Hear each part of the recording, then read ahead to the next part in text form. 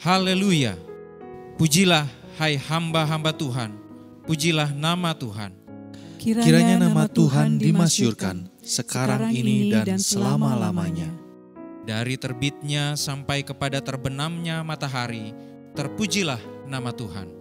Tuhan tinggi mengatasi segala bangsa, kemuliaannya mengatasi langit.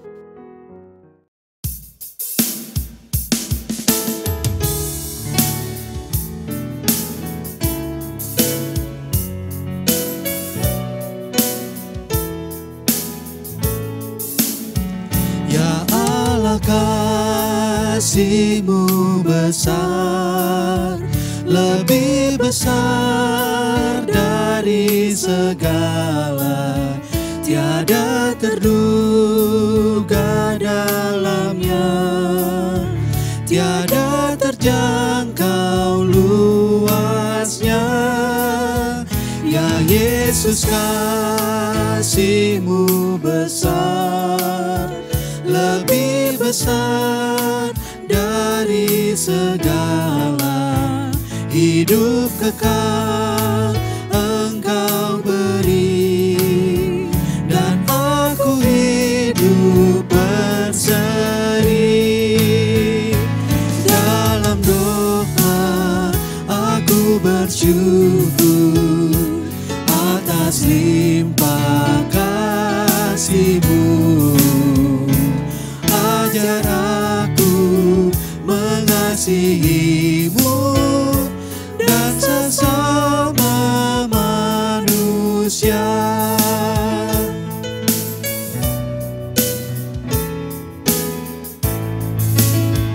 Ya Allah, kasih-Mu besar, lebih besar dari segala, tiada terduga dalamnya, tiada terjangkau luasnya.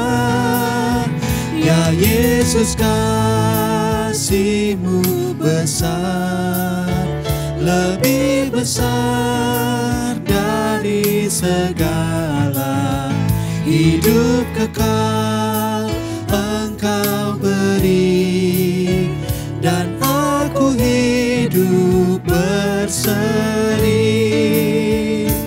Dalam doa aku bersyukur atas limpah kasih-Mu. Ajar aku mengasihi-Mu dan sesama manusia.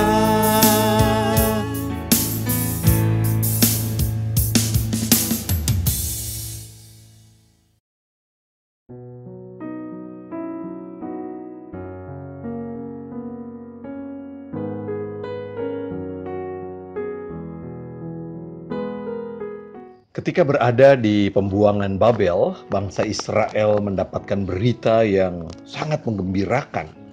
Melalui nubuat, seorang yang mengaku nabi, Hananya namanya. Atas nama Tuhan, Hananya mengatakan dalam Yeremia 28 ayat yang ketiga, dalam 2 tahun ini aku akan mengembalikan ke tempat ini segala perkakas rumah Tuhan yang telah diambil dari tempat ini oleh Nebukadnezar, Raja Babel, dan yang diangkutnya ke Babel. Bisa kita bayangkan perasaan umat Israel. Tidak lama lagi, yes! Apa yang terjadi sesuai dengan permohonan kami. Puji Tuhan, haleluya! Begitu seru mereka dalam hati yang penuh dengan kegembiraan. Akan tetapi kemudian diketahui bahwa Hananya ternyata adalah nabi palsu. Nubuatnya gagal terpenuhi. Tentu saja mereka kecewa dan pasti ada pertanyaan dalam hati mereka. Kapan Allah akan membebaskan kami dari penjajahan, dari pembuangan Babel? Apakah Allah sudah tidak mengasihi bangsa pilihannya? Saudara-saudara, kemudian melalui Nabi Yeremia, Allah menyatakan janjinya akan membebaskan bangsa Israel. Bangsa Israel tetap bangsa pilihan Allah. Tetapi kapan? Jawaban Allah adalah tunggu dulu. Tidak dalam 2 tahun ini. Umat Israel harus sabar menunggu. Melalui Nabi Yeremia Allah berkata, apabila telah genap 70 tahun lagi bagi Babel, barulah aku memperhatikan kamu. Aku akan menepati janjiku itu kepadamu dengan mengembalikan kamu ke tempat ini. Dalam Yeremia 29 ayat 10. 70 tahun lagi, 1 generasi. Waktu yang sangat panjang bagi bangsa Israel untuk menunggu. Mengapa kami harus menunggu begitu lama, ya Tuhan? Pertanyaan semacam ini pasti diajukan oleh umat Israel. Dan Tuhan hanya menjawab dalam Yeremia 29 ayat yang ke-11. Sebab aku ini mengetahui rancangan-rancangan apa yang ada padaku mengenai kamu. Demikianlah firman Tuhan, yaitu rancangan damai sejahtera dan bukan rancangan kecelakaan, untuk memberikan kepadamu hari depan yang penuh harapan. Rancangan apa? Umat Israel tidak tahu. Rancangan macam apa? Tunggu dulu jawabannya. Sabar, kata Tuhan. Yang pasti, rancangan Tuhan bukanlah rancangan kecelakaan, melainkan rancangan yang penuh dengan damai sejahtera. Kalau Tuhan menjawab tunggu, itu berarti umat Israel diajak untuk melihat Tuhan punya maksud yang baik. Apa maksud baik Tuhan? Mereka, umat Israel sekarang tidak tahu atau belum tahu. Tetapi hari demi hari maksud baik Tuhan itu akan semakin jelas dalam hidup mereka. Saudara-saudara, di sini kita belajar salah satu jawaban Tuhan atas doa permohonan kita adalah tunggu dulu. Lalu apa yang harus kita lakukan ketika kita mendapatkan jawaban tunggu dulu atas doa permohonan kita? Belajar kembali dari pengalaman umat Israel. Dalam masa menunggu itu, umat Israel diminta untuk melakukan semuanya seperti biasa. Seperti bahkan di negeri mereka sendiri. Yeremia 29 ayat yang ke-5 mengatakan kepada mereka supaya mereka mendirikan rumah. Yeremia 29 ayat yang ke-6 mengatakan kepada mereka, carilah pasangan dan menikahlah, beranak cuculah. Dengan kata lain, jalanilah semuanya dengan normal. Hanya ada satu catatan penting ketika bangsa Israel harus menunggu. Yeremia 29 ayat yang ke-7. Firman Tuhan mengatakan, usahakanlah kesejahteraan kota kemana kamu aku buang. Dan berdoalah untuk kota itu kepada Tuhan. Sebab kesejahteraannya adalah kesejahteraan. Catatan penting bagi umat Israel adalah ketika mereka di masa menunggu, jadilah pembawa kesejahteraan. Atau dalam bahasa yang sering kita dengar, jadilah pembawa damai sejahtera. Jadilah pembawa shalom. Masa menunggu janji Tuhan tidaklah membuat mereka kemudian berdiam diri, menghitung hari, menutup mata, tidak peduli pada lingkungan atau orang lain. Di masa menunggu itu, perintah Tuhan jelas, jadilah pembawa damai sejahtera. Kita bisa membayangkan betapa tidak menyenangkannya menunggu. Apalagi Israel sebagai bangsa yang dibuang, yang berada di tempat yang asing. Kita bisa membayangkan betapa rindunya mereka akan kampung halaman, akan bait Allah yang indah, dan lain sebagainya. Tetapi ketika mereka diminta untuk menjadi pembawa damai sejahtera, mereka harus tersenyum ramah, bersemangat, dan bekerja keras. Mengapa? Sekali lagi, karena mereka diminta untuk menjadi pembawa damai sejahtera. Kita tahu saudara-saudara, menunggu adalah satu hal yang tidak begitu disukai oleh manusia. Manusia kerap tidak sabar di saat menunggu. Kita tidak sabar di jalan, kita tidak sabar dalam pekerjaan dan bisnis kita tidak sabar dengan pelayanan di gereja. Itu sebabnya kemudian banyak manusia kemudian mencari jalan keluar sendiri. Di jalan kita memakai bahu jalan karena tidak sabar. Lama kalau harus antri, pikir kita. Di bisnis atau pekerjaan kita tidak sabar. Lalu memanfaatkan peluang untuk nepotisme, korupsi. Habisnya susah naik pangkat, habisnya susah sukses. Gereja kita tidak sabar dengan rekan-rekan pelayan, lalu undur dari pelayanan, habisnya nggak enak kerjasama dengan orang-orang gereja, dan banyak lagi yang lain. Jalan keluar atas pikiran kita yang kita ambil justru kerap menjadikan kita kehilangan hakikat panggilan Tuhan pembawa damai sejahtera. Akhirnya, saudara-saudara, persoalan demi persoalan terus membelenggu kita. Shalom, damai sejahtera makin hari makin pudar dalam kehidupan bersama kita. Ketika kita mengambil jalan pintas di pinggir atau di bahu jalan, maka jalan semakin macet.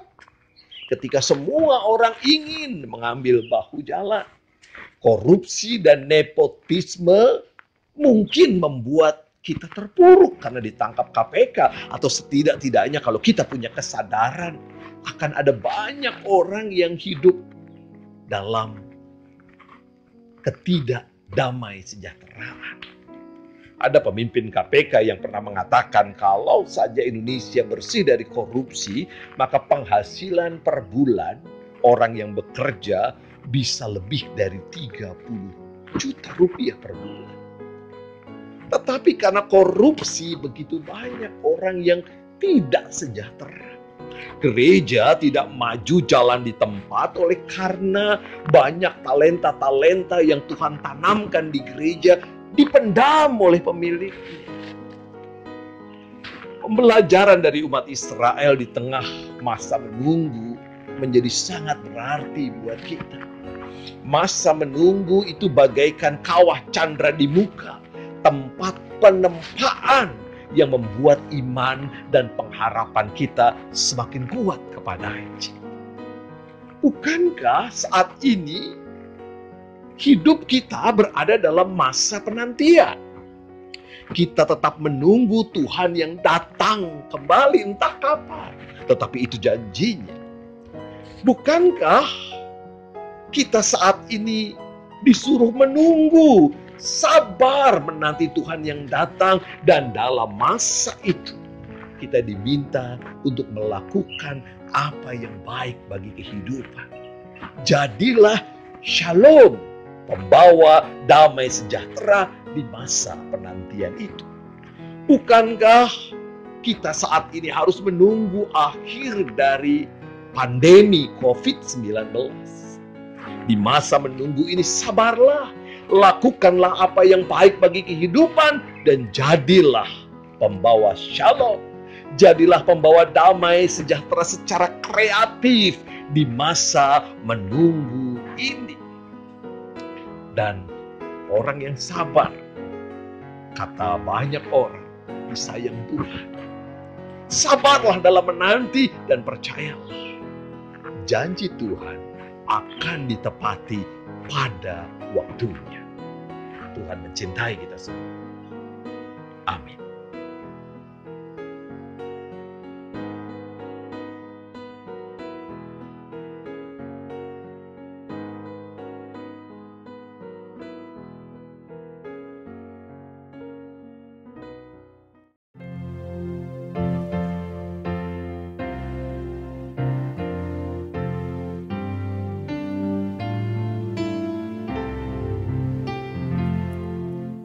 Jika jiwaku berdoa kepadamu Tuhanku, ajar aku terima saja pemberian tanganmu dan mengaku seperti Yesus di depan sengsaranya. Jangan kehendakku Bapa, kehendakmu jadilah.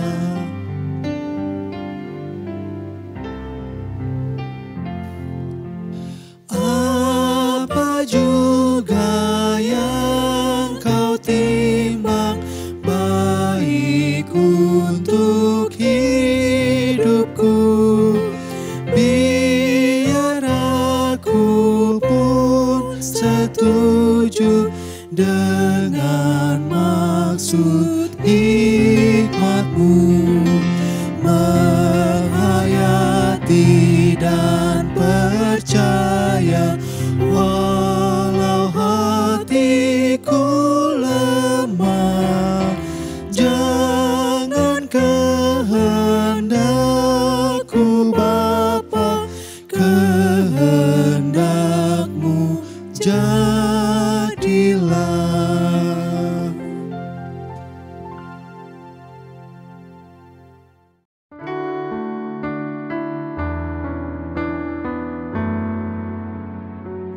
Mari kita bersatu di dalam doa.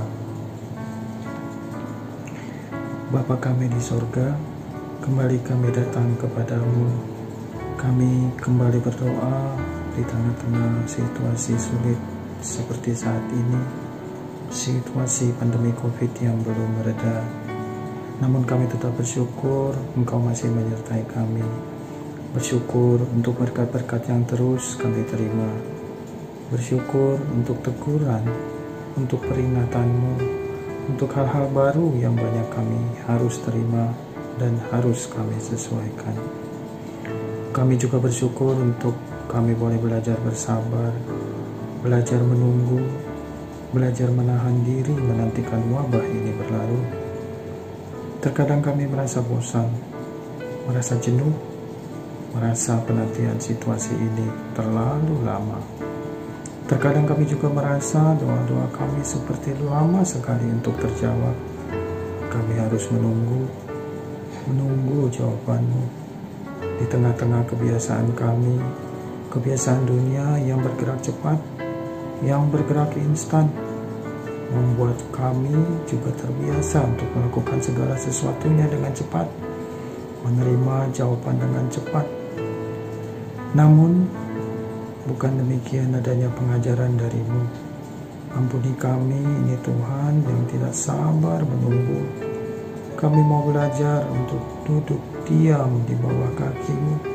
Kami mau belajar untuk bersabar menantikan jawaban-Mu. Kuatkan kami Tuhan. Kami mau belajar untuk terus meyakini Engkau pasti memilih waktu yang tepat untuk menjawab semuanya. Dan kami yakin Engkau memiliki rencana yang indah yang sudah Kau sediakan bagi kebutuhan kami. Kuatkan kami Tuhan dalam penantian ini. Di dalam Kristus Yesus kami berdoa. Amin.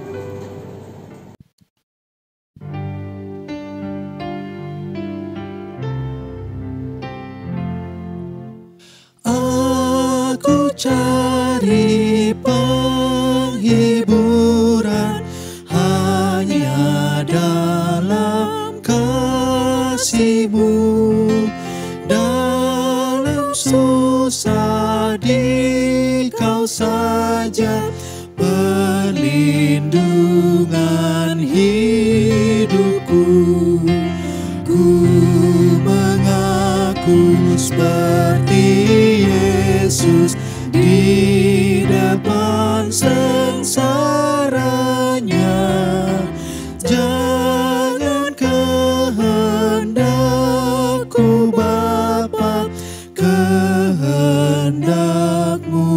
jadilah.